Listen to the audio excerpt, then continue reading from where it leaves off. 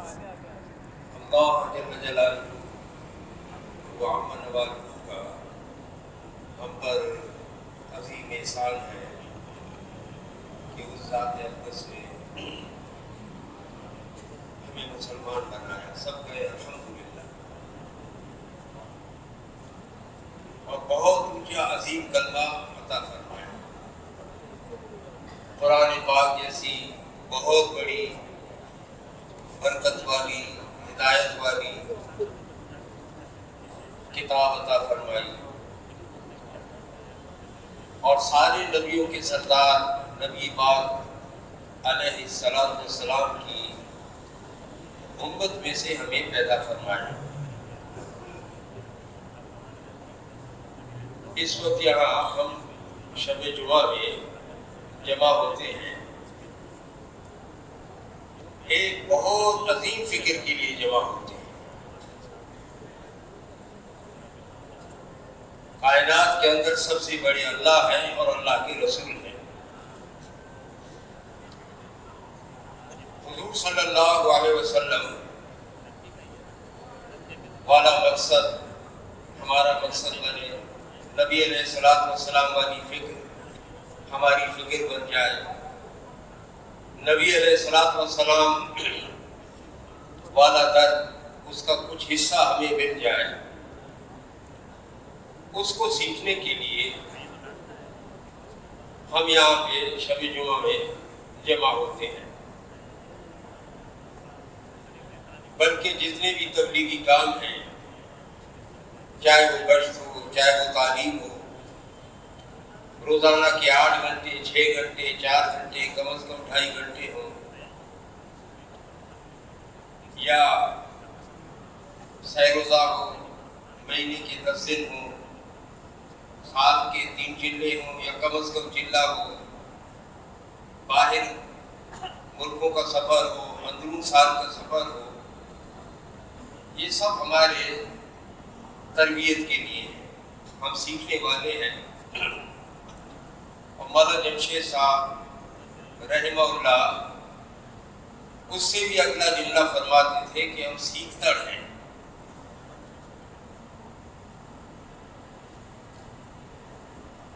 حضور علیہ السلام والی وہ محنت جس محنت سے پورا دین پوری دنیا کے اندر زندہ ہوگا، اس میں کوئی شک نہیں. دین محنت سے آئے گا، کامیابی دین میں ہے، اور دین محنت سے آئے گا. اور محنت کا ایک ہی طریقہ ہے، وہ نبیوں والا طریقہ ہے. اور پھر آخر میں حضور صلی اللہ علیہ وسلم والا طریقہ، اس طریقے سے پورے دنیا کے اندر پورا دین زندہ ہوگا، جس کے اندر سب سے پہلے وہ دل کے یقین پر محنت ہے. یہ دل اللہ جل شانہ کا مسکن ہے، رہنے کی جگہ ہے. آسمان کتنا بڑا نظر آ رہا ہے، کتنے آسمان ہیں ساتھ، کتنی بڑی زمین ہے. اللہ جل شانہ وہاں سما نہیں سکتے، لیکن مومن کا جو دل ہے وہ اللہ جل شانہ کی تجلیات کا مظہر ہے. اسی لیے جتنے بھی نبی آئے، سارے نبیوں نے ایک ہی محنت فرمائی، لا الہ الا اللہ. دل بن جائے، دل کا رخ پھر جائے، دل میں اللہ پاک بس جائے، اس دل کے اندر اللہ پاک کی محبت اور عظمت پیدا ہو،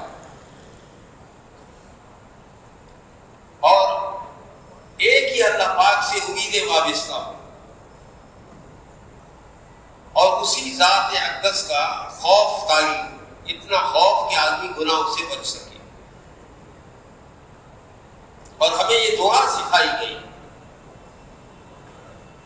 اے اللہ مجھے اپنے خوف کا اتنا حصہ عطا فرمائے اللهم اقسم لنا من خشيتك ما تحول به بيننا وبين معاصيك ومن طاعتك ما تبلغنا به جنتك ومن اليقين ما تهون به علينا مصائب الدنيا ومتعنا بأسماعنا وأبصارنا وقواتنا ما أحييتنا واجعله وارثا منا اللهم لا تجعل الدنيا أكبر همنا ولا تجعل مصیبتنا فی دیننا. اے اللہ اتنا خوف مجھے عطا فرما کہ مختصر اس تعلق لباب کہ میں گناہ سے بچ جاؤں.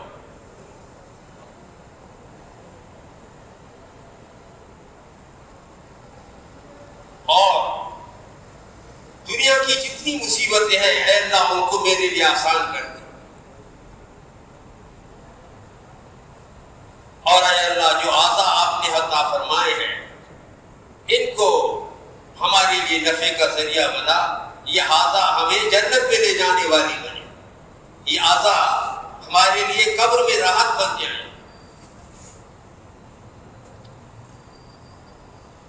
لیکن اس سے پہلے فرمایا حدیث شریف کا مفہوم ہے کہ تمہارے جسم کے اندر ایک گوشت کا ٹکڑا ہے. اگر وہ ٹھیک ہو گیا تو سارے اعضاء ٹھیک ہوں گے.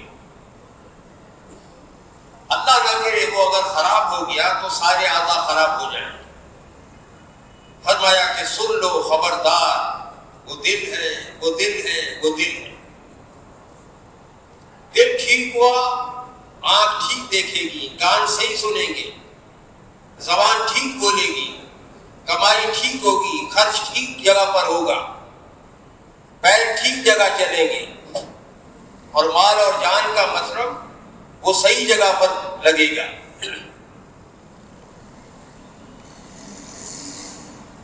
اولاد کی تربیت آدمی ٹھیک کرے گا جب دل ٹھیک ہوا. اللہ نہ کرے اگر دل خراب ہوا تو یہ سارے اعضاء خراب ہو جائیں. اس لیے نبیوں کی محنت وہ انسانوں کے دل ہے اور نتیجہ کیا ہے کہ آدمی کو ہدایت مل جائے. کیا فرمایا جب ہدایت کا نور دل میں داخل ہوتا ہے اس کی نشانی ہے. ہر چیز کی ایک نشانی ہے.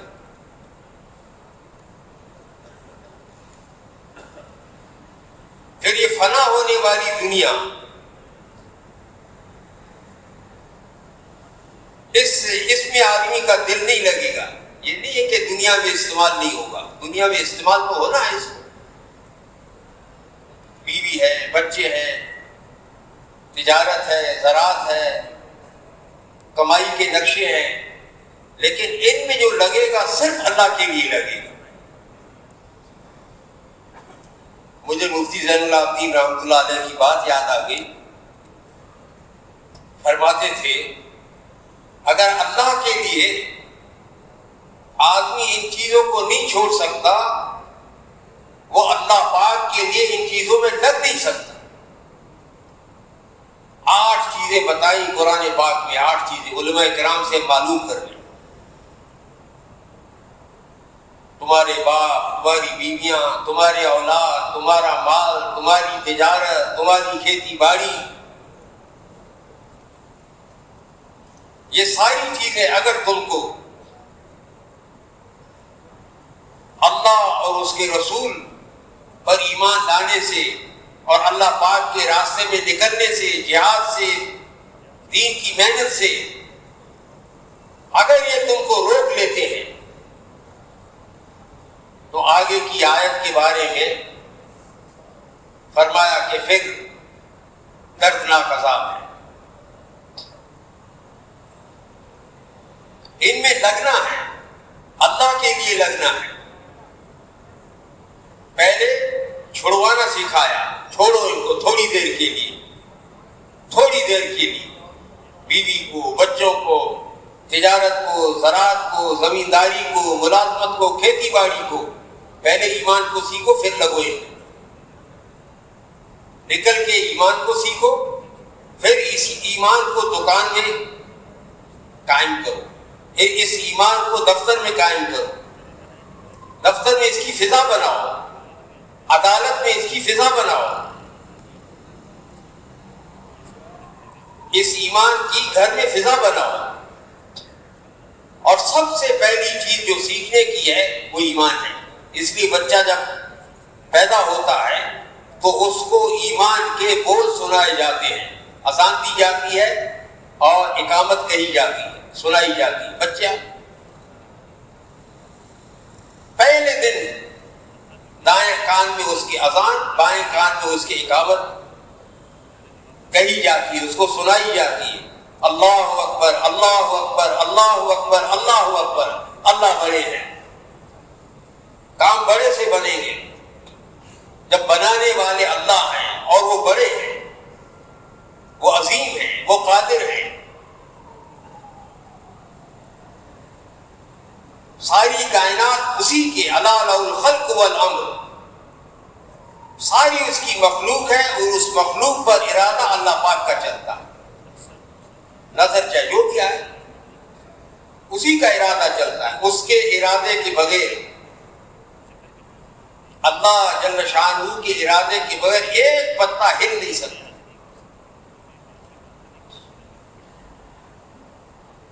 70,000 فرشتے اللہ تعالیٰ کے حکم سے مشرق سے سورج کو نکالتے ہیں اور مغرب میں غروب کرتے ہیں،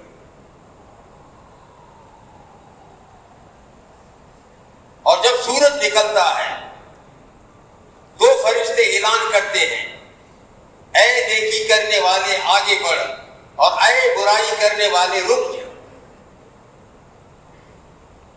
پھر 2 اور فرشتے کہتے ہیں، اے خرچ کرنے والے اور خرچ کر، اے بخل کرنے والے رک جا۔ نظر نہیں آتے؟ جیسے ہم اور آپ اس وقت بیٹھے ہیں،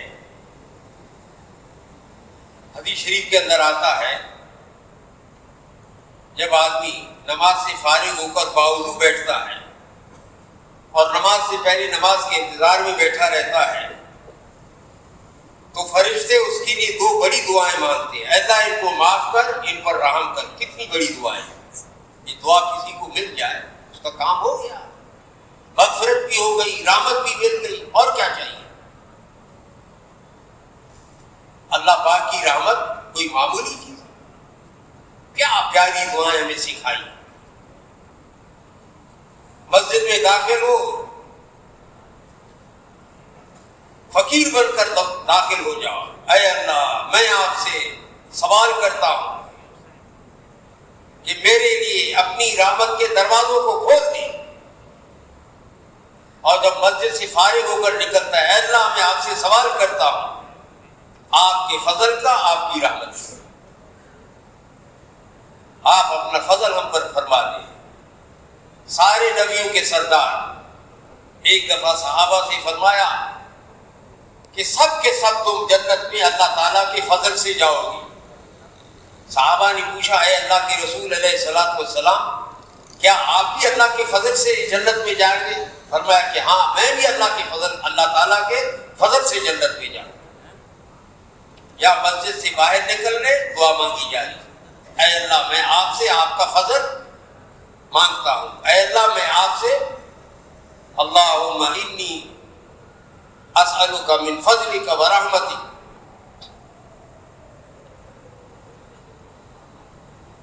جوتا باہر رکھا، بایاں پیر جوتے پر رکھا، پھر دایاں پاؤں جوتے میں داخل کیا۔ یہ مستقل سنت ہے، مسجد سے نکلنے کی 2 مستقل سنتیں،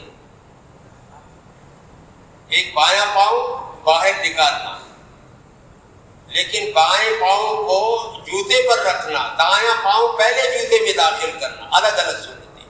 اس کی مشق کریں، ہر موقع پر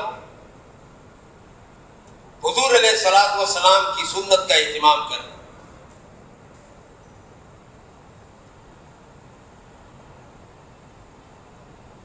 کتنا اللہ پاک نے ہمیں فطرت والا دین، شاندار دین، عظمت والا، برکتوں والا طریقہ، حضور علیہ الصلوۃ والسلام کے طریقے ہمیں بتلائے، دین بتلایا۔ تو سب سے پہلے ایمان سیکھنے کی چیز ہے، ایمان کو سیکھیں. صحابہ آپس میں ملتے تھے, کیا کہتے تھے کہ آؤ تھوڑی دیر ہم ایمان کو سیکھیں.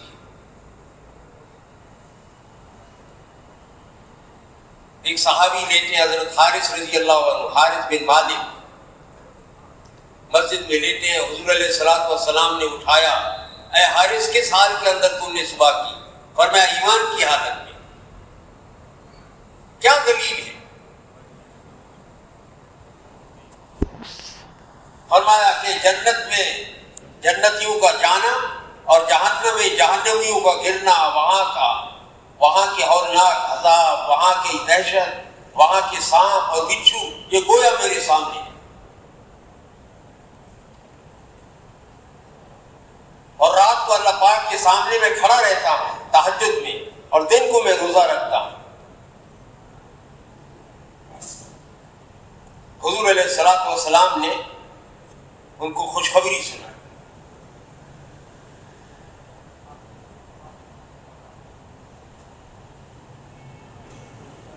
تو اس محنت کو سیکھنے کے لیے ہم یہاں پر آئے ہیں, اور پوری دنیا ہمارے ذمے ہے. اس وقت تقریباً اگر 800 کروڑ کی آبادی ہے, جس میں 500 کروڑ انسان وہ ہے جو اس کلمے سے محروم ہیں, کفر کی حالت میں زندگی گزار رہے ہیں, بغیر ایمان کے گئے ہمیشہ کے لیے جہنم میں جائیں گے. وہ جہنم, فرمایا جہنمی کی ایک داڑ جو ہے احد پہاڑ کے برابر ہوگی. ایک داڑ میلوں لمبی ہوگی اس کی جلد, جس کو جلایا جائے گا, جلے گی پھر نئی جلد آئے گی, پھر وہ جلے گی, پھر نئی جلد آئے گی, پھر وہ جلے گی, پھر نئی جلد آئے گی. یہ سلسلہ 1 ارب سال, 1 خرب سال, 1 پدم سال نہیں, ہمیشہ کے لیے.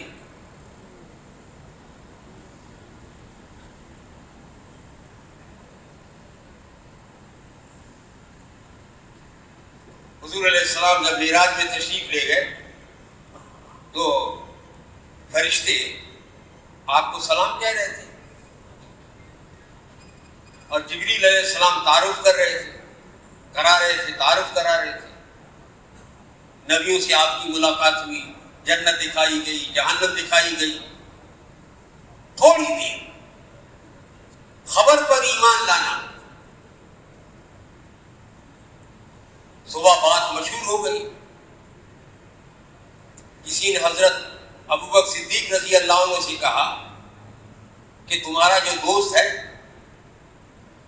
اس نے آج ایک نئی خبر سنائی ہے کہ میں راتوں رات یہاں سے بیت المقدس گیا ملک شام میں, اور وہاں سے پھر 7 آسمانوں پر اور جنت اور جہنم اور سارے مناظر دیکھ کر رات ہی رات واپس آیا. عجیب بات. اسی وقت ابوبکر صدیق رضی اللہ تعالیٰ عنہ نے فرمایا انہوں نے جو بات کی ہے وہ سچ ہے. اللہ کے رسول علیہ الصلوۃ والسلام کی بات سچ اور حق ہے, چاہے وہ ہمارے ماحول میں نہ ہو, چاہے وہ ہمارے سمجھ میں نہ آئے.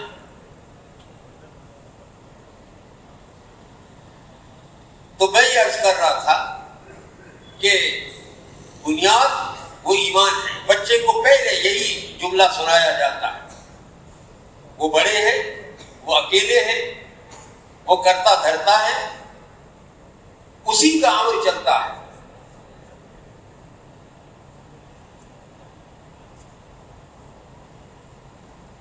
عزت کے نقشے پر عزت کا نقشہ ہے فرعون کے پاس, اور یہی فرعون موسیٰ علیہ السلام کے بارے میں نعوذ باللہ من ذالک کہہ رہا ہے کہ نعوذ باللہ من ذالک, یہ گرا ہوا آدمی ہے, مسکین اور فقیر آدمی ہے. اور اللہ جل شانہ فرماتے ہیں موسیٰ علیہ السلام کے بارے میں کہ ہمارے نزدیک وہ بڑی وجاہت اور بڑی عزت والی ہے.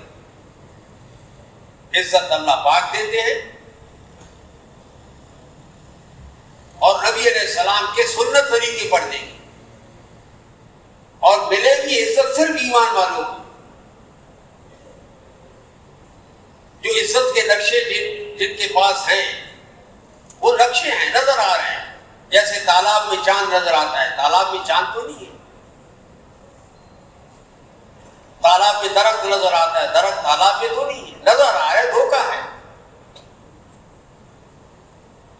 اللہ اس کے رسول کی خبر پر یقین کرنا، اسی کو ایمان کہتے ہیں۔ یہ دل میں رچ بس جائے، اور یہ بھائی دوستوں جب اندر اترتا ہے، جب اندر اترتا ہے پھر اس کی نشانی ہے، پھر آدمی کے اندر آخرت کی فکر پیدا ہوتی ہے، فنا ہونے والی دنیا سے اس کا دل اچاٹ ہو جاتا ہے، اس کی ساری صلاحیتیں دین پر لگتی ہے دنیا میں، لیکن اس کی ساری صلاحیتیں دین کے سیکھنے، دین کے پھیلانے پر لگتی ہیں۔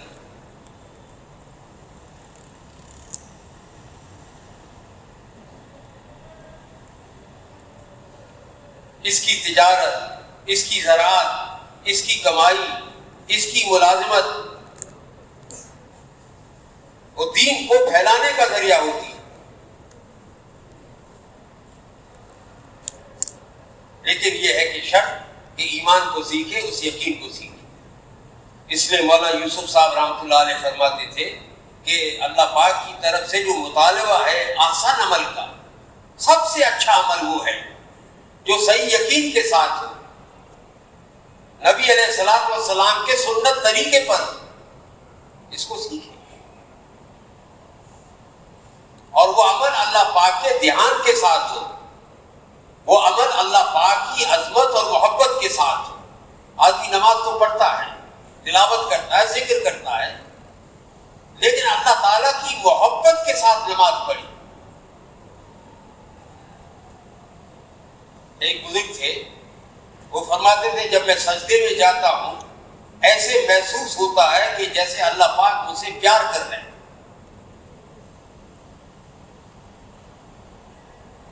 ایک تابعی کہتا ہے کہ آج اویس قرنی رحمۃ اللہ علیہ کہ آج کی رات رکوع کی رات ہے، آج کی رات سجدے کی رات ہے، نماز میں دل لگے، اللہ پاک کی طرف بلانے میں دل لگے، اللہ پاک کی عظمت کو بولے، اس سے ہونے کو کہیں، اس کے غیر سے نہ ہونے کو کہیں۔ پہلے نفی ہے، جہاں سے جو نظر آ رہا ہے وہاں سے نہیں ہو رہا، کرنے والے اللہ پاک ہیں، اور وہ اپنی قدرت سے کرتے ہیں۔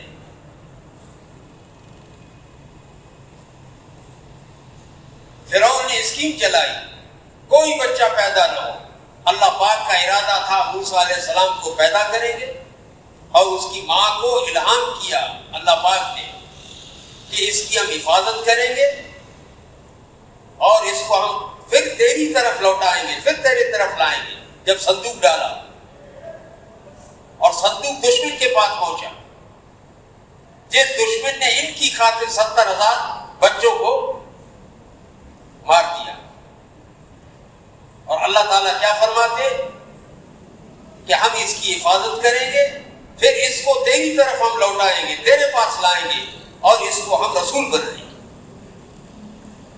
چنانچہ فرعون کے پاس جب دعوت کے لیے گئے، فرعون نے کہا تو وہ نہیں ہو جو میرے گھر میں پلے ہو؟ موسیٰ علیہ السلام نے کہا میں وہی ہوں، لیکن میں رسول من رب العالمین ہوں، اب میں رب العالمین کا رسول ہوں۔ اور پھر وہ دعویٰ کرتا تھا انا ربکم الاعلی، سب سے بڑا رب میں۔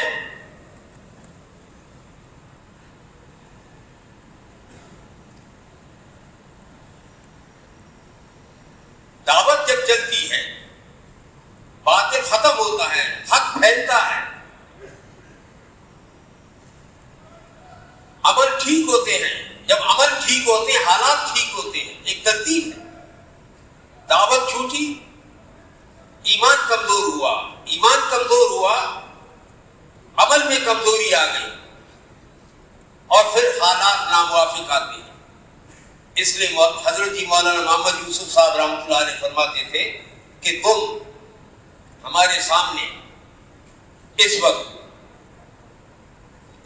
یہ جو انہوں نے بات کی غالباً 50-60 سال پہلے کی، کہ تم ہمارے سامنے امت کے اعمال رکھو کہ امت کیا کر رہی ہے، لوگ کیا کر رہے ہیں.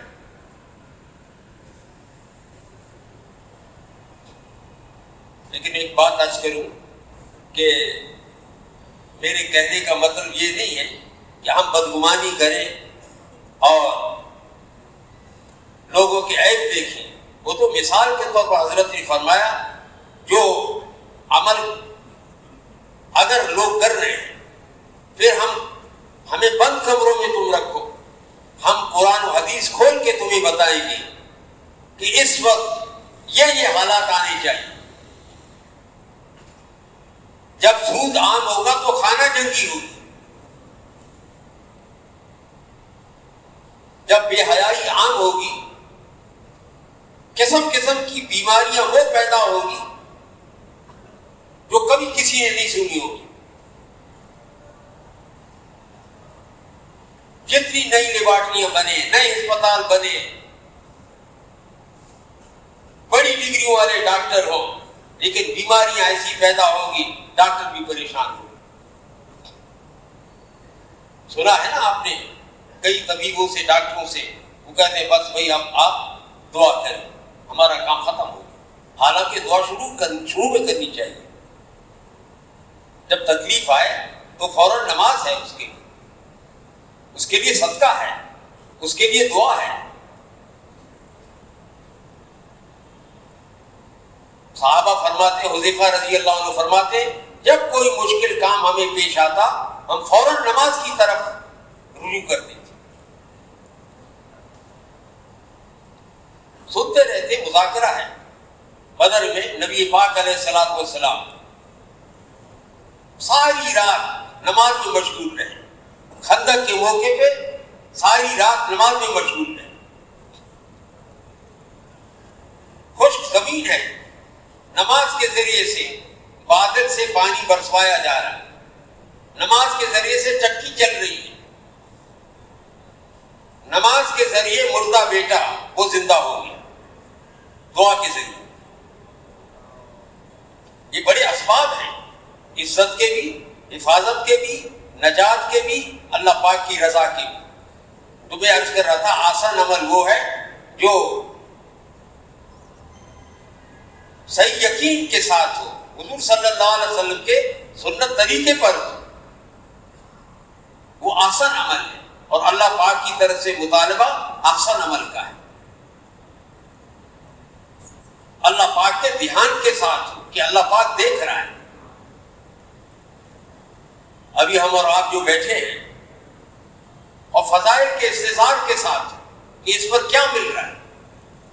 حدیث شریف کے اندر آتا ہے جس کا مفہوم ہے، اللہ جل شانہ فرماتے، حدیث قدسی ہے کہ میری محبت واجب ہو گئی ان لوگوں کے لیے جو میری خاطر بیٹھتے ہیں، اور میری محبت واجب ہو گئی ان لوگوں کے لیے جو میری خاطر ایک دوسرے سے ملتے ہیں، اور میری محبت واجب ہو گئی جو میری خاطر ایک دوسرے پر خرچ کرتے ہیں، اور میری محبت واجب ہو گئی جو میری خاطر ایک دوسرے سے محبت کرتے ہیں. رنگ الگ ہے، نسل الگ ہے، برادری الگ ہے، ملک الگ ہے، لیکن اللہ کے لیے محبت کریں کلمے کی نسبت سے. یہ کلمے والا ہے، یہ میری برادری کا، میرے رنگ کا، میری نسل کا، میری زبان کا، میری قوم کا، میرے ملک کا نہیں ہے، لیکن یہ مسلمان ہے، کلمے والا ہے. کلمے کی نسبت سے محبت کریں. فرمایا جس کی محبت صرف اللہ کے لیے ہو اور جس کا بغض صرف اللہ کے لیے ہو اس کا ایمان کامل ہو گیا. حدیث پاک کا مفہوم. ایک بڑے بزرگ فرماتے ہیں کہ یہ چاروں چیزیں اللہ پاک کے راستے میں ملتی ہیں. اللہ پاک کے لیے محبت، اللہ پاک کے لیے بیٹھنا، اللہ پاک کے لیے خرچ کرنا، اور اللہ پاک کے لیے ملاقات کرنا. کسی سے ملاقات کی غرض صرف اللہ ہو، کسی پر خرچ کرنا صرف اللہ کے لیے، کسی کی عیادت ہو صرف اللہ کے لیے. ہمارے بزرگ فرماتے صبح اٹھ کے یہ نیت کرو پڑھ سکتے تو اچھا ہے کہ بے شک میری نماز، میری قربانی، میرا زندہ ہونا، میرا مرنا صرف اللہ کے لیے. یہ نیت کرو کہ آج کے دن میں سارے اللہ تعالیٰ کے فرما برداری والے کام کروں گا اور گناہوں سے بچوں گا.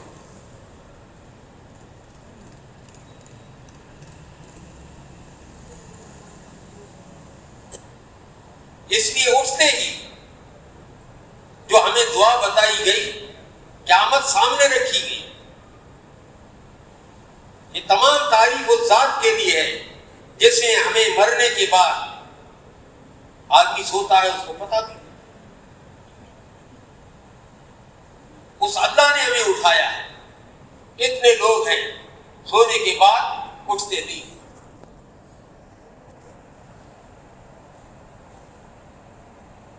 اب اٹھے ہیں ہم تو ہمارا ہم الیہ النشور، ہم جو ہے اسی کی طرف ہم جانے والے ہیں، اسی کی طرف ہمارا رجوع ہے. آخرت سامنے.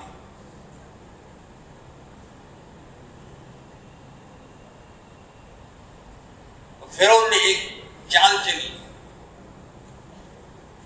ایک سازش کی کہ میں نعوذ باللہ من ذالک، اس نے کہا کہ یہ اپنی قوم کو کہا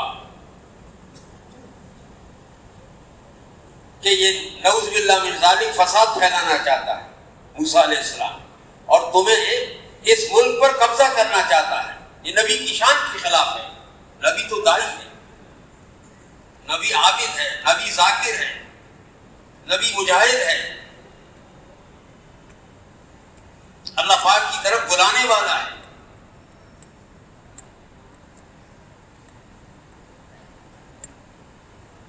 اور نبیوں کی دعوت کے اندر ایک بات جو سب نبیوں کی دعوت میں مشترک ہے وہ یہ ہے کہ انبیاء کرام علیہ الصلوۃ والسلام لوگوں کے پاس جاتے تھے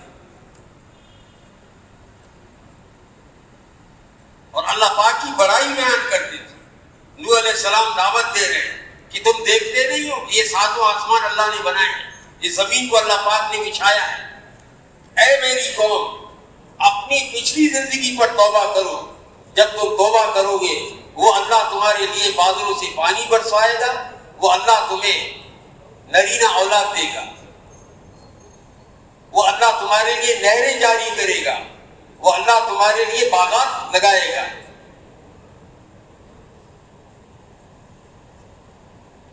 سارے وعدے عمل کو بنانے پر ہیں. عمل بگڑتا ہے حالات بگڑتے ہیں، عمل بنتا ہے حالات ٹھیک ہوتے ہیں. اور عمل ٹھیک نہیں ہو سکتے جب تک ایمان زندگی میں نہیں آئے، اور ایمان آ نہیں سکتا جب ایمان کے لیے قربانی نہ دی جائے. ایمان کے لیے قربانی شرط ہے. کیسی قربانیاں؟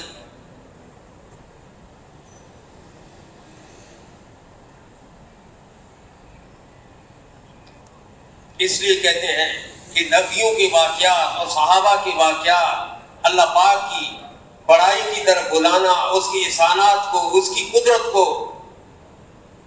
اس کا ذکر کرنا، اپنی ذات کو نشانہ بنا کر، اور جنت اور جہنم کی تذکری کرنا، اس سے آدمی کا ایمان بڑھتا ہے. اور حدیث شریف کا مفہوم ہے کہ ایمان گھٹتا بھی ہے اور ایمان بڑھتا بھی. محنت ہوتی ایمان بڑھتا ہے، محنت چھوٹتی ایمان گھٹتا ہے. پھر اللہ نہ کرے ایک وقت ایسا آتا ہے وہ ایمان نکل جاتا ہے. محنت چھوٹ گئی. دادا مسلمان تھا اور پوتے وہ مرتد ہو گئے. لیکن اللہ پاک نے فضل فرمایا، محنت پھر شروع ہوئی. نبیوں والی محنت پھر شروع ہوئی، دعوت والی محنت پھر شروع ہوئی، تعلیم و تعلم والی محنت شروع ہوئی، ذکر و عبادت والی محنت شروع ہوئی، نبی علیہ السلام والے اخلاق والی محنت شروع ہوئی. پھر کیا ہوا؟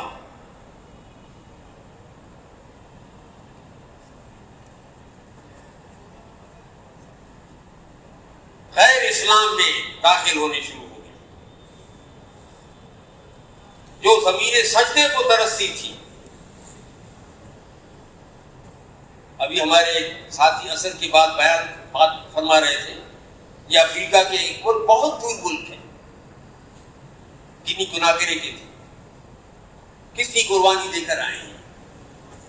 اب رائے میں اجتماع ہوا، 100 سے زیادہ ملکوں کے لوگ آئے، کس لیے آئے؟ ایک محنت کو سیکھنے کے لیے،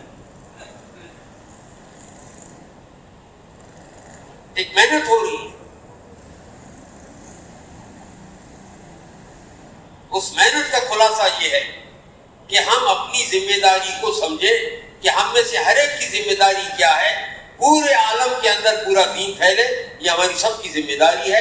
اور آسان اتنا ہے، اس کو اندھا بھی کر سکتا ہے، ان پڑھ بھی کر سکتا ہے، فقیر سے فقیر اور غریب سے غریب آدمی بھی کر سکتا ہے۔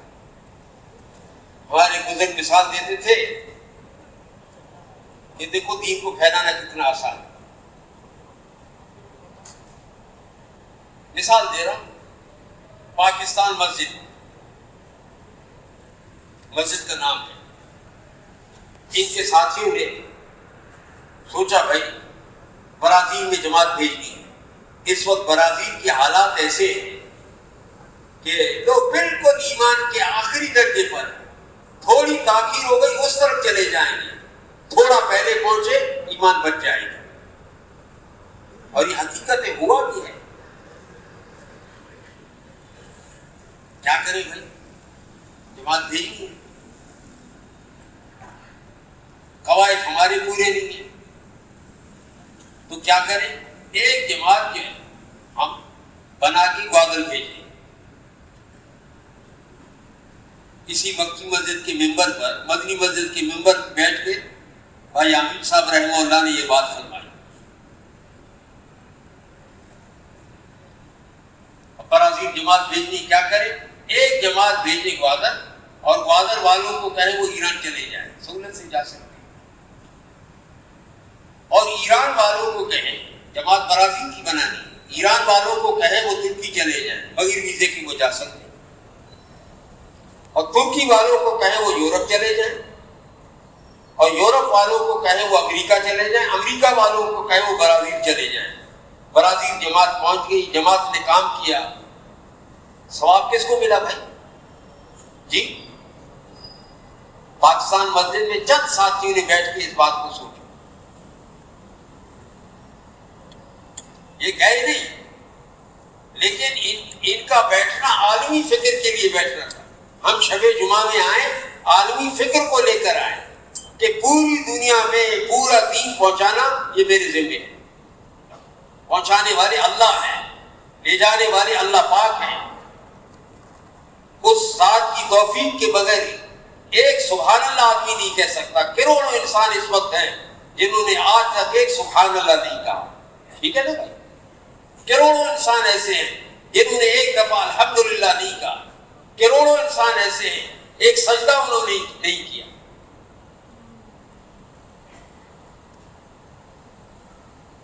ہمارے اختیار میں محنت ہے، ہمارے اختیار میں دعوت ہے، ہمارے اختیار میں یہ بڑے نبی والے اعمال ہیں، تعلیم و تعلق، ذکر و عبادت، اور نبی علیہ السلام والے اخلاق ہیں، اور راتوں کو اٹھنا ہے، محنت اور کوشش اور دعا ہے۔ ایک صحابی ہے، دیکھو جو ایمان لاتا تھا وہ اپنا کام سمجھ جاتا تھا۔ ایک قافلے میں ایک عورت حضور علیہ السلام کے پاس آئی، لمبا واقعہ ہے، میں مختصر کر دیتا ہوں۔ حضور علیہ السلام نے اس عورت کو دعوت دی، پہلے تو اللہ کے رسول علیہ السلام کے مبارک پانی ختم ہوا سب کا، نبی پاک علیہ السلام کی مبارک انگلیوں سے پانی کے چشمے جاری ہو گئے، سب نے اپنے مشکیزیں بھرے، اس عورت نے بھی پانی لیا۔ پھر حضور علیہ السلام نے اس عورت کو دعوت دی، بوڑھی عورت تھی، اور وہ عورت اپنے قبیلے میں گئی،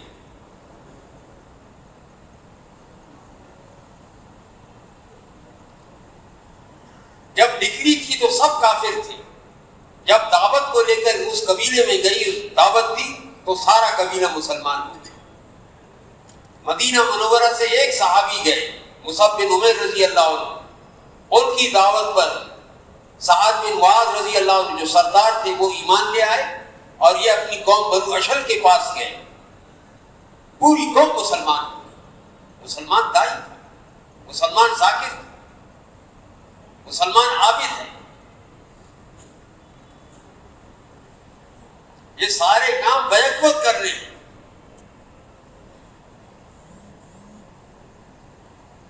مولانا یوسف صاحب رحمۃ اللہ علیہ فرماتے تھے کہ دعوت کو تقویت پہنچانے والی چیز علم اور ذکر ہے, اور علم میں سب سے پہلے فضائل کا علم ہے. فضائل کے علم سے آدمی کے اندر یقین پیدا ہوتا ہے, یقین بنتا ہے, شوق پیدا ہوتا ہے. سجدے پر یہ ملے گا, الحمد شریف پڑھنے پر یہ ملے گا, سجدے پر یہ ملے گا, قرآن کی ایک آیت مسجد میں جا کے سیکھوں گا, ایک اونچی سے زیادہ ثواب ملے گا. وضو کر کے مسجد جاؤں گا, ہر قدم پر ایک نیکی ملے گی. اور ایسے ہے جیسے یہ عمرے یہ حج کے لیے اپنے گھر سے نکلا احرام باندھ کر, جو گھر سے وضو کر کے نکلا. فضائل کے استظہار کے ساتھ عمل کو کرنا. اس لیے حضرت جی رحمۃ اللہ علیہ فرماتے تھے نماز سے پہلے تھوڑی دیر بیٹھ کے نماز کے فضائل کو سوچو, ورنہ تمہاری نماز فسفسی ہو جائے گی. نماز سے تھوڑی دیر پہلے آ کے اولا یہ ہے, بہتر یہ ہے, آتے ہی پہلے آدمی 2 رکعت تحیت المسجد پڑھ لے. یہ شکرانے کے نفل ہے کہ اللہ آپ نے مجھے توفیق دی اپنے گھر اپنے دربار میں آنے کی. تحیت المسجد اس کو کہتے ہیں.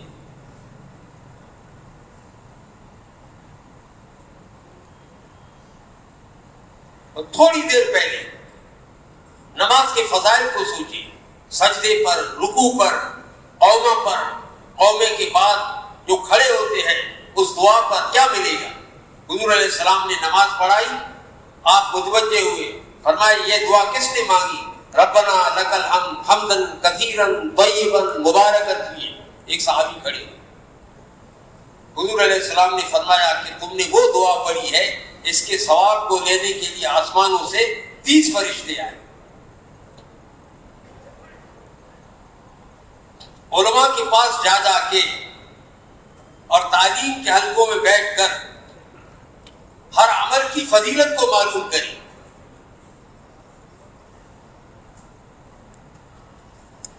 امانت دار اور سچا تاجر, اس کا حشر فرمایا قیامت کے دن صدیقین اور نبیوں کے ساتھ ہوگا, ہر تجارت پر نہیں. جو سچا تاجر ہے, امانت دار ہے, دھوکہ کسی کو نہیں دیتا, سچ بولتا ہے, کر رہا ہے تجارت, اور قیامت میں اس کا حشر صدیقین اور شہداء کے ساتھ ہوگا.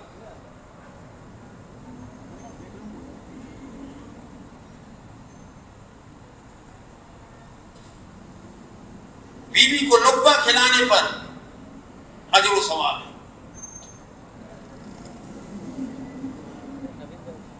باپ کو دیکھنے پر حج کا ثواب مل جاتا ہے.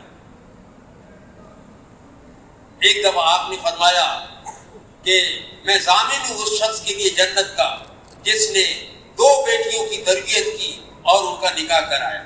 میں ضامن ہوں اس شخص کے جنت میں داخل ہونے کا. ایک صحابی کھڑے ہوئے, فرمایا یا رسول اللہ صلی اللہ علیہ وسلم, اگر کسی کی ایک بیٹی ہو, اس کی انہوں نے تربیت کی ہو, فرمایا وہ بھی جنت.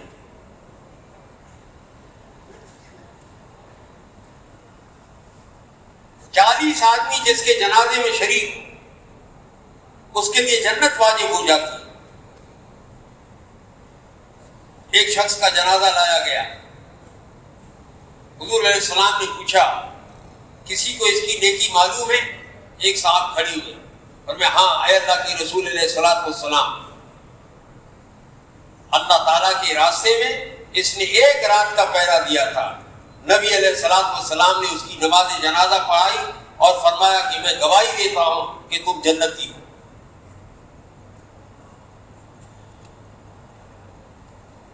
لیکن دوسری طرف ایک شخص کو لایا گیا, اس کا انتقال ہوا.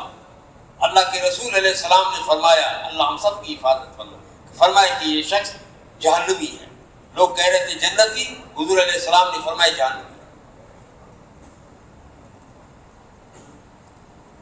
جب پتہ چلا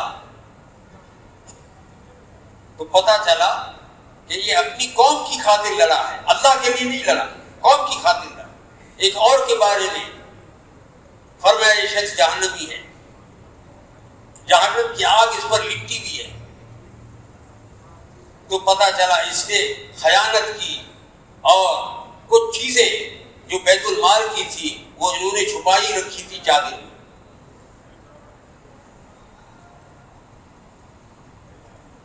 فضائل کے حلقوں کے اندر بیٹھ کر ہر عمل پر کیا ملے گا اور ہر گناہ کی کیا سزا ہوگی،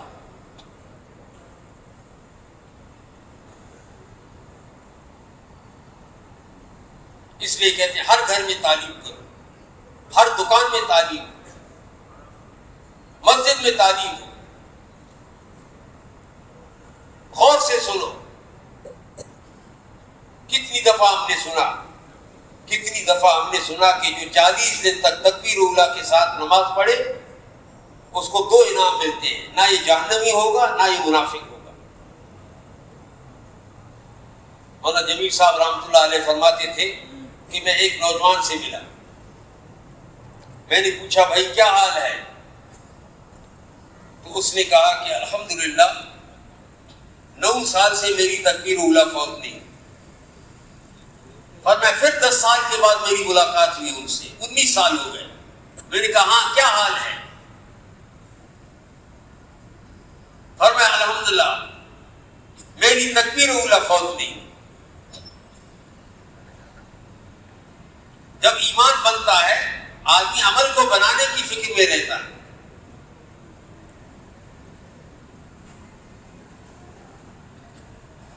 اور تبلیغ کی محنت کیا ہے کہ روزانہ ان 6 صفات میں ترقی کر، روزانہ ایمان بڑھتا رہے، روزانہ اپنی نماز کو بناتا رہے، قرآن کی تلاوت، اللہ پاک کے ذکر کی پابندی کر کے، موقع موقع کی دعائیں ہیں ان کا اہتمام کر کے اللہ پاک کا دھیان حاصل کرنے کی کوشش کرے، کیونکہ یہ دھیان نماز میں کام آئے گا۔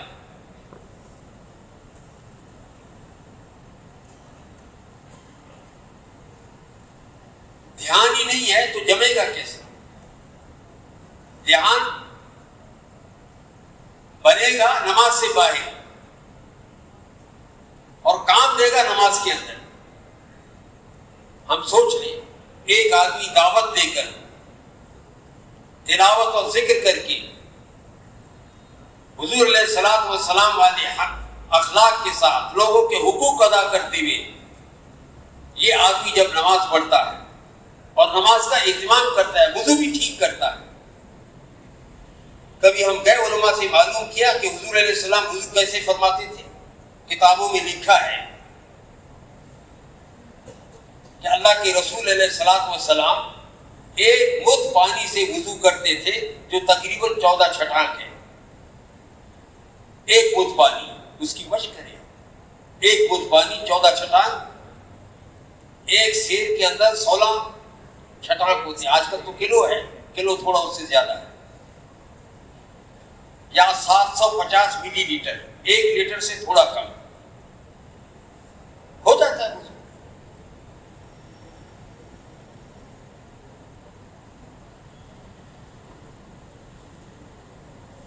سنت سمجھ کے ایک مد پانی سے وضو کرنا،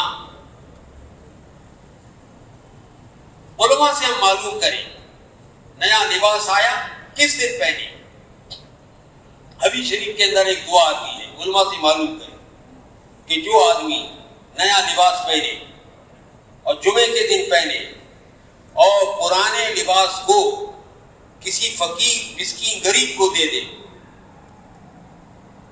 جب تک یہ لباس اس کو پہنا ہے یہ دنیا میں اللہ کی حفاظت میں رہے گا اور آخرت میں اللہ پاک کی عنایتیں اس پر ہوں گی۔ دعا ہے، علماء سے سیکھ، علماء ہمیں بتائیں، مختصر دعا ہے۔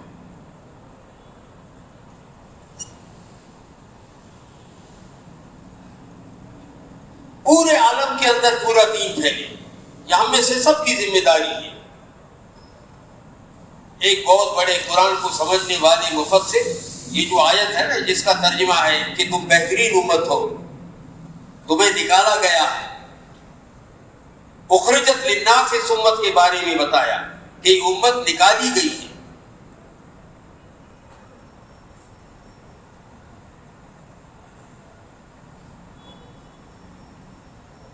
نبی کافۃ للناس ہے، رحمت للعالمین ہے، قرآن ہدی للناس ہے، اور یہ امت یہ اخرجت للناس ہے۔ فرمایا اے مسلمانوں تم بہترین امت ہو، اچھی باتوں کا حکم کرتے ہو اور بری باتوں سے منع کرتے ہو۔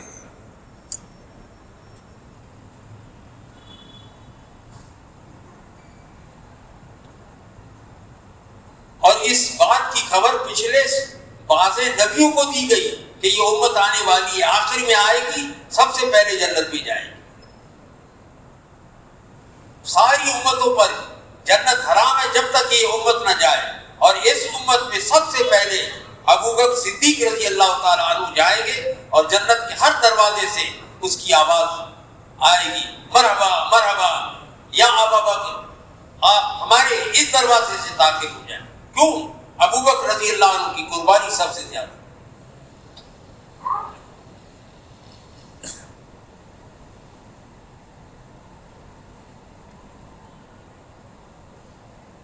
اور فرمایا کہ اے مسلمانوں اس کا علم اللہ پاک کے علم ازلی کے اندر مقدر ہو چکا تھا کہ یہ امت آنے والی ہے، اور اس امت کو ابراہیم علیہ السلام نے مانگا ہے۔ ایک بڑے بزرگ فرماتے ہیں کہ قیامت کے دن تمہیں سارے انسانوں کی نگرانی کے لیے مقرر کیا گیا ہے۔ نگران کس کو کہتے ہیں؟ نگران اس کو کہتے ہیں کہ سب پہ اس کی نظر ہو، اور میں آ کے سارے انسانوں کے تم نگران ہو، اور نبی تمہارا نگران ہے۔ جب تم نے انسانوں کی نگرانی چھوڑ دی، پھر تمہارا نبی تمہارا نگران کہاں رہا؟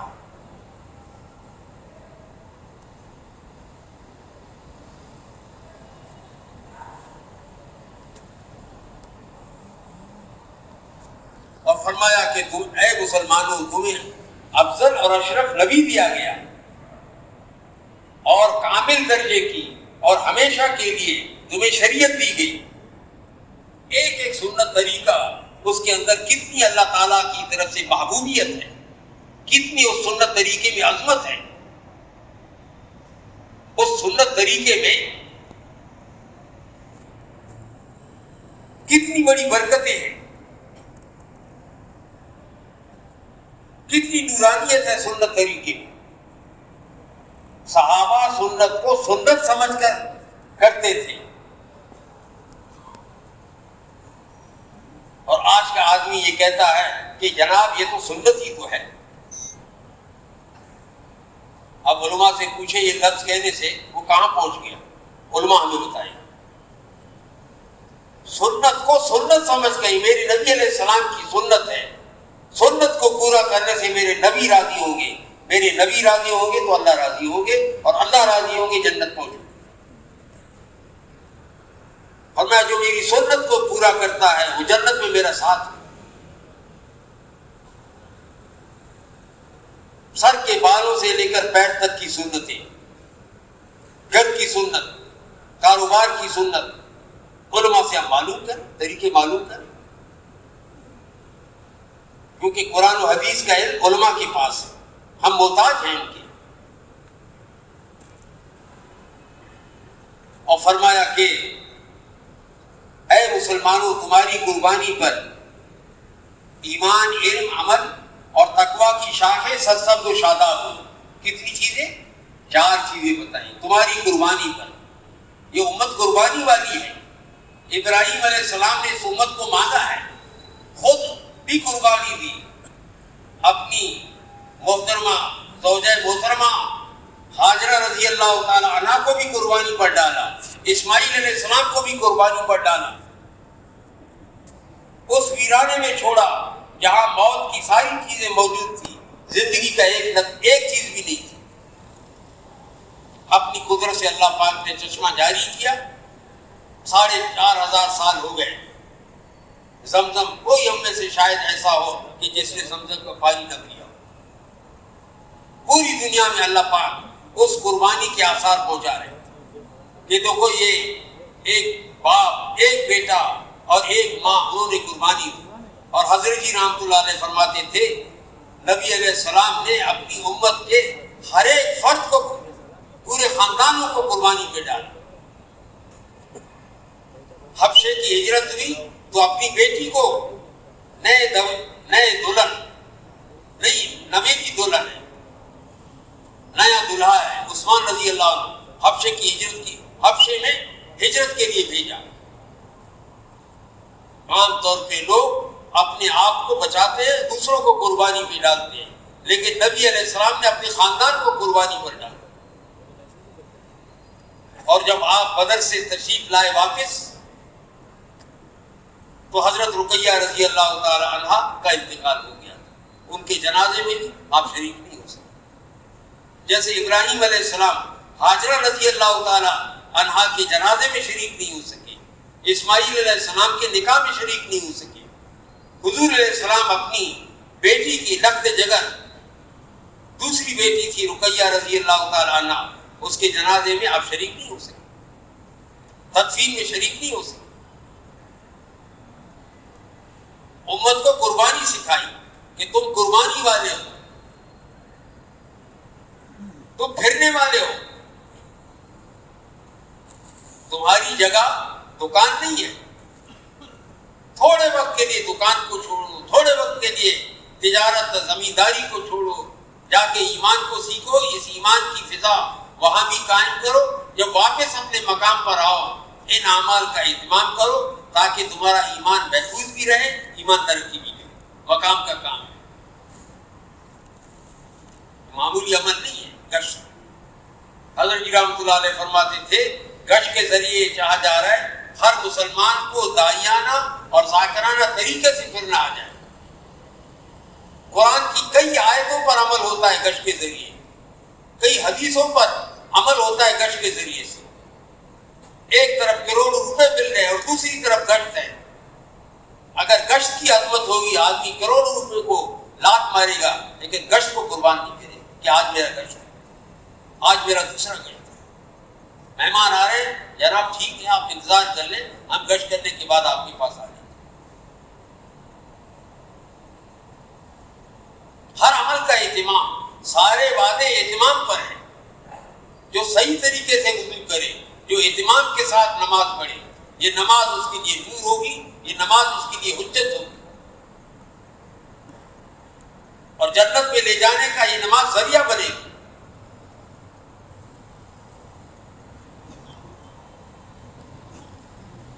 محنت آسان ہے، آدمی روزانہ ایمان و یقین کی دعوت دے، کتنے پیسے لگتے ہیں؟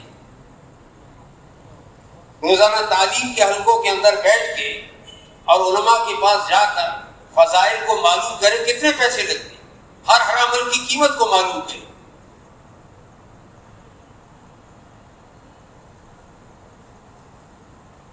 روزانہ پابندی کے ساتھ تلاوت کرے، اور اگر قرآن نہیں پڑھا ہے اتنا وقت قرآن کے سیکھنے میں لگا ہے۔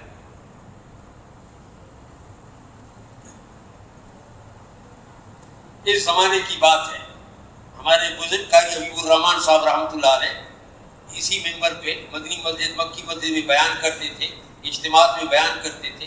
آپ حضرات نے ان کی بات سنی ہوگی، یہاں کراچی میں ان کا آپریشن ہوا، ہم عیادت کے لیے گئے حضرت کی۔ 5 گھنٹے کا آپریشن تھا، گھٹنے تبدیل کرنے تھے، آدھا جسم ہوش میں تھا اوپر کا، اور نچلا دھڑ جو ہے وہ بے ہوش تھا۔ ڈاکٹر اپنا کام کر رہے تھے۔ 5 گھنٹے میں آپریشن کی ٹیبل پر قرآن کے 8 پارے انہوں نے پڑھ لیے، اور پورا دن گزرے آدمی آدھا پارا بھی نہ پڑھے۔ ہمارے بزرگ فرماتے تھے بھائی ہر نماز سے پہلے یا بعد میں چوتھائی پارا پڑھ لو، ایک دن میں 1 پارا ہو جائے۔ اور مولانا جمیل صاحب رحمۃ اللہ علیہ تو یہاں تک فرماتے تھے بھائی اسلامی تاریخ کے مطابق پارہ پڑھ لو تاکہ تمہیں یاد ہو جائے کہ آج اسلامی کون سی تاریخ ہے. 18 ہے نا آج، 19 داخل ہو. پارہ بھی یاد آئے گا، مسلمانی تاریخ بھی یاد آئے گی.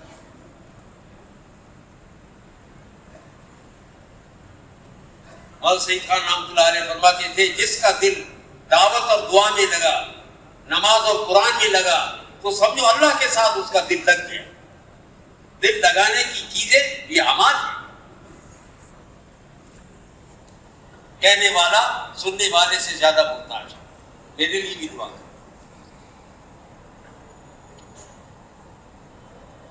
پوری دنیا کے اندر پھرنا اور ہر مسلمان کو پھرانا، ہر مسلمان کو یہ بتانا. پھر وہ آخری جملہ میں عرض کر رہا ہوں، پھر اپنی بات ختم کرتا ہوں. جو میں نے وہ آیت پڑھی نا کہ تم بہترین امت، اس کا آخری جملہ جو حاشیے میں حضرت فرماتے ہیں کہ اے مسلمانوں تمہارا وجود اس لیے ہے، اے مسلمانوں تمہارا وجود اس لیے ہے کہ تم دنیا کے سارے انسانوں پہ ایسی محنت کرو کہ ان کو جنت کے دروازے پر لا کر کھڑا کرو. محنت ہمارے ذمہ ہے، لانا اللہ کا کام. یہ تو کرے، نیت ہے نا سب کی. مشکل کچھ نہیں، 1 روپیہ بھی نہیں ہے. آدمی جماعت میں جاتا ہے، ان اعمال میں پیسے نہیں لگتے. کھانے پر پیسے لگتے ہیں، وہ آدمی دنیا کے لیے سفر کرے بھی پیسے لگیں. سواری پر پیسے لگتے ہیں، وہ آدمی دنیا کے لیے بھی سواری اختیار کر لے تو پیسے لگتے ہیں. اتنا عظیم راستہ، نبیوں والا کام اللہ پاک نے اس امت کے ذمہ دیا. اور جو محنت کرتا ہے اللہ جل شانہ قرآن میں اس کا ذکر کرتے ہیں. 1-2 واقعات میں سنا کے اپنی بات ختم کرتا ہوں. تھوڑی دیر پہلے جادوگر فرعون سے پوچھ رہے تھے کہ اگر ہم جیت گئے اور اس شخص کو ہم نے ہرا دیا، ہم تو 70,000 ہیں اور یہ اکیلا ہے، یہ کیا کرے گا ہمارا مقابلہ؟ اس نادان آدمی کو، بیوقوف کو پتا نہیں تھا دائی کے ساتھ اللہ ہوتے ہیں. جس کے ساتھ اللہ ہوں گے اس کے کام ہوتے ہیں. جس کے ساتھ دنیا کی چیزیں ہوں گی، اللہ نہیں ہوگا، اس کے کام بگڑے گے. اسی لیے نبی علیہ السلام کی جو آخری دعا ہے سونے سے پہلے، حدیث کے اندر آتا ہے جو اس دعا کو باوضو ہو کر پڑھ لے اور پھر سو جائے، اگر زندہ رہا تو بہترین حالت میں زندگی گزارے گا، موت آ گئی تو شہادت کی موت اس کو ملے گی.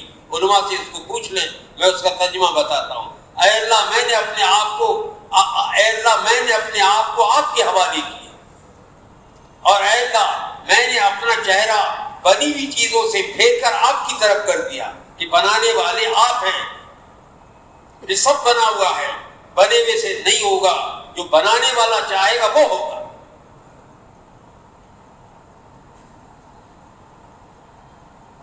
اور اے اللہ میں نے اپنی کمر کا سہارا آپ کو بنا لیا، اور اے اللہ میں نے اپنے سارے کام آپ کے سپرد کیے. یہ آخری دعا ہے حضور علیہ الصلوۃ والسلام کی. اس کے بعد آپ آرام فرماتے تھے.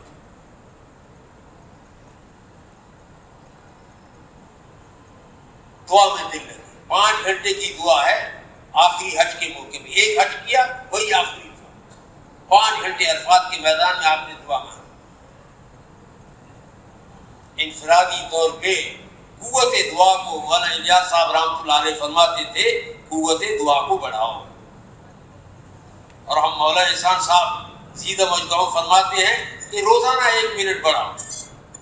مہینے کے بعد پھر آدھے گھنٹے کی دعا ہو. کریں گے نا انشاءاللہ.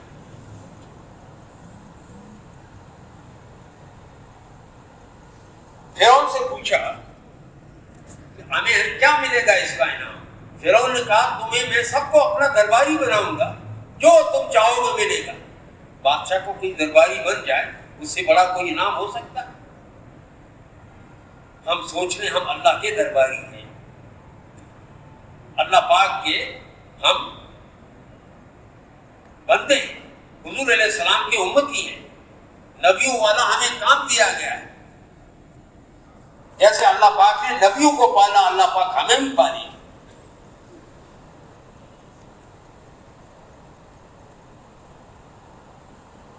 لیکن جب جادوگروں نے دیکھا، لمبا واقعہ کہ یہ جادو نہیں ہے، حکم ہوا کہ لاٹھی کو پھینکو. جب لاٹھی پھینکی، ان کے 1,40,000 سارے جتنے سانپ تھے ان کو اس لاٹھی نے اژدہا بنا نگل گیا. فوراً وہ ایمان لے کر آئے. فرعون نے کہا میری اجازت کے بغیر تم کیسے ایمان لائے؟ انہوں نے کہا جو آپ نے کرنا ہے کر لو. ان کا میں ایسی تمہیں عبرتناک سزا دوں گا، ایک ہاتھ کاٹوں گا، ایک پیر کاٹوں گا، پھر تمہیں سولی پر چڑھاؤں گا، تم عبرت کا نمونہ بنو گے. انہوں نے کہا فقط ایمان تھا قال، جو تمہیں کرنا ہے وہ کر لو. ہم اللہ پر ایمان لائے ہیں تاکہ وہ اللہ ہمارے پچھلے گناہوں کو معاف کرے. اور پھر ان جادوگروں نے ایک عجیب دعا مانگی، ربنا افرغ علینا صبر وتوفنا مسلمین. یہ جادوگروں کی دعا ہے جس کا اللہ پاک نے قرآن میں ذکر کیا. اے اللہ بڑا مشکل مرحلہ ہے، ایک طرف جان ہے ایک طرف ایمان ہے. اے اللہ صبر دے دے تاکہ ایمان ہاتھ سے نہ جائے، جان چلی جائے. اور اے اللہ ہمیں اسلام پر موت دے دے. یہ بڑا آسان سودا ہے، جان جائے ایمان بچ جائے. قرآن نے اس کا ذکر کیا اور کئی واقعات، پورا قرآن دعوت ہے. اس لیے اللہ پاک کے راستے میں نکل کر پھرنا اور یہ پوری دنیا کے اندر پھرنے کی نیت کرنا، اس کے لیے کہتے ہیں کہ سب سے بنیادی بات یہ ہے. ایک گزارش یہ ہے میری کہ دیکھو پورا 1 گھنٹہ اس سے زیادہ آپ جب کر بیٹھے رہے. مؤدبانہ گزارش ہے، تھوڑی دیر یہ تشکیل کا وقت، یہ قبولیت کا وقت ہے. دعائیں قبول ہوتی ہیں.